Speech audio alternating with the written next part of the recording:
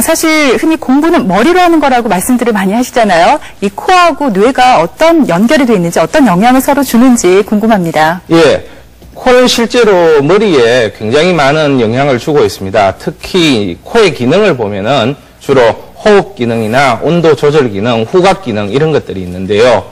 이 중에서 학습과 가장 관계가 깊은 게 후각 기능입니다. 냄새 맡는 기능이 가장 우리 뇌와 밀접한 연관이 있는데요. 후각 기능이라는 것은 우리 인체 감각 기능 중에서 비교적 퇴화된 기능입니다. 그렇지만 이 후각 기능이 우리 몸의 변형계라는 감정을 조절해주는 부분으로 바로 들어가서 자극을 주기 때문에 상당히 학습에 민감한 그 영향을 미치고 있습니다.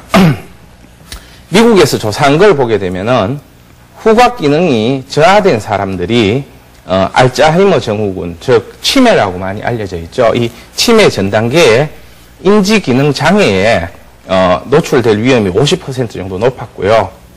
우울증에 많이 걸리는 분들이 우울증이 걸리게 되면 냄새하는 그런 증상이 동반되기도 합니다. 그런데 우울증이 치료되고 나면 후각 기능도 회복되는 그런 사례들이 많이 보고되고 있습니다. 후각 기능이 학습에 밀접한 영향을 미치는 데는 대뇌 변형계가 작용한다 이렇게 알려져 있는데요. 대뇌 변형계를 보게 되면은 지금 그림에 보이는 이렇게 큰 부분이 대뇌 피질입니다. 이 부분은 인간들이 문명 생활을 하면서 많이 발달한 부분들이고 그 밑쪽에 있는 요 자그마한 요 부위가 대뇌 변형계에 해당하게 됩니다. 이 대뇌 변형계라는 것은 동물의 뇌라고도 알려져 있는데요. 이 대뇌 변형계가 우리 몸의 본능적인 부분에 대한 관여를 하게 됩니다. 주로 이제 변형계라는 것은 시상, 하부나 편도체, 해마 이렇게 구성이 되어 있는데 대략 귀의 살짝 위쪽에 안쪽으로 위치해가 있습니다. 그리고 감정과 기억 형성에 굉장히 밀접하게 연관을 주게 됩니다. 해마라는 부위는 공부를 하는 학생들을 키우신 어머니들은 한 번쯤은 들어보신 이들일 겁니다. 이 해마가 하는 역할은 단기적으로 기억된 것을 장기적으로 저장하는 그런 역할을 맡게 되는데요. 이 해마 부위가 손상이 되게 되면은 새로운 것을 잘 기억하지 못하게 됩니다. 그래서 사고가 나서 해마 부위에 손상이 있게 되면 그 이전의 것들은 기억을 하는데 그 사고 이후의 기억들은 잘 하지 못하게 됩니다. 그러니까 사람을 만나서 인사를 하고 이름을 들어도 돌았으면 다시 까먹어버리는 그런 상황들이 생기게 되고요.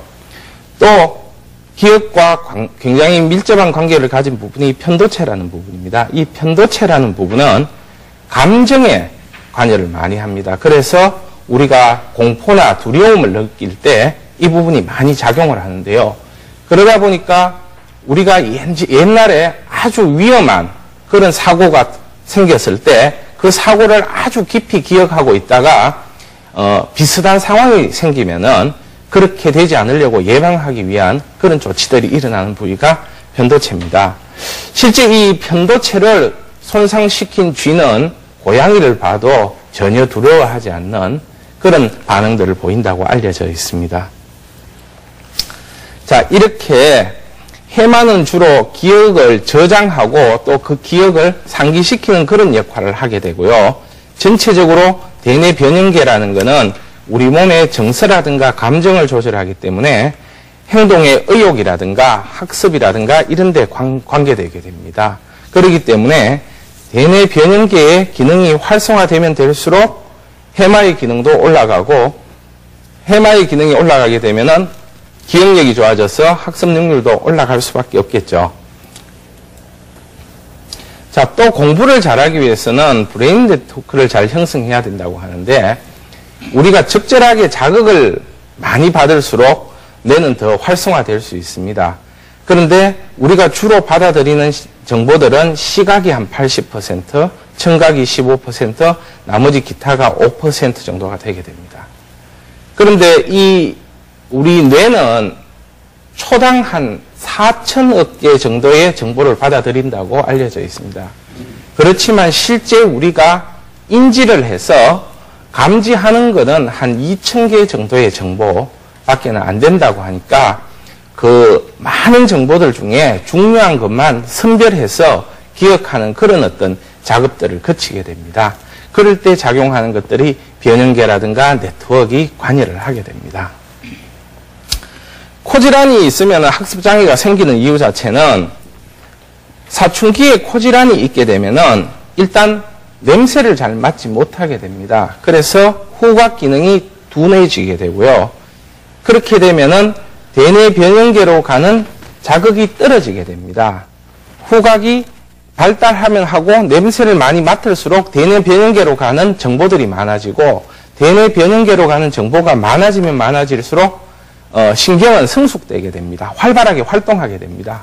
그리고 그렇게 발달해야 되는데 냄새를 맡지 못하게 되면 이 대뇌 변형계가 발달할 수 없으니까 우리 몸의 신체가 발달하는 데 비해가 상대적으로 발달 정도가 떨어지게 됩니다. 이렇게 변형계의 발달이 늦어지게 되면은 기억력이 떨어진다든가 학습의 장애를 일으킬 수밖에 없게 됩니다. 또한 이제 코막힘으로 인해 가지고 산소 공급이 떨어지게 되면은 뇌로 올라가는 연료가 떨어지게 됩니다. 뇌세포는 산소와 당분을 에너지로 쓰고 있습니다. 그리고 이 산소와 당분은 혈액을 통해서 뇌에 실시간으로 공급이 됩니다. 근육 같은 데는 당분이나 산소가 저장됐다가 그때그때 쓸 수가 있지만은 뇌세포는 그렇지 않고 그때그때 혈액을 통해서 공급되기 때문에 산소와 당분이 떨어지게 되면 바로 뇌 기능이 떨어지는 그런 현상이 생길 수밖에 없겠죠. 자, 이런 상황들을 봤을 때 학습 능력을 최대한 발생시키기 위해서는 첫 번째 산소 공급이 잘 됩니다. 그래서 코가 잘 뚫려서 공기를 들어마시는 통기로를 잘 확보해야 됩니다.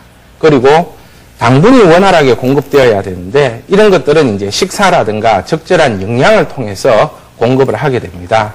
그러니까 산소가 잘 공급되고 영양이 잘 공급되게 되면 뇌는 충분한 어떤 활동을 할 수 있게 됩니다.